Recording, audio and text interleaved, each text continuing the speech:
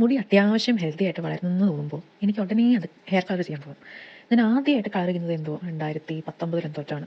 അതിനുശേഷം ഈ 8 വർഷത്തിനുള്ളിൽ ഞാനൊരു 7-8 തവണ കളർ ചെയ്തിട്ടുണ്ട്. എനിക്ക് ഏറ്റവും ഇഷ്ടം ഗോൾഡൻ ബ്ലോണ്ട് ആ ഒരു ടൈപ്പുള്ള കളറാണ്. എൻ്റെ മുകളിൽ അത് കുറച്ചിട്ട് ഇപ്പോൾ കാണാനും ഉണ്ട്, ചെറുതായിട്ടൊരു എൻ്റെ ഒരു കാണാം. എൻ്റെ ഹെയർ ഡ്രസ്സർ പറയുന്നത് ഈ ഡാർക്ക് ഹെയർ കളർ ഉള്ളവർക്ക് ലൈറ്റ് ആക്കാനും ലൈറ്റ് ആയിട്ടുള്ളവർക്ക് ഡാർക്ക് ആക്കാനും ഇഷ്ടം. ബേസിക്കലി നമ്മൾ എന്താണോ അതല്ലാണ്ടായി മാറാനാണ് നമുക്കിഷ്ടം എന്നാണ് അവർ പറയുന്നത്.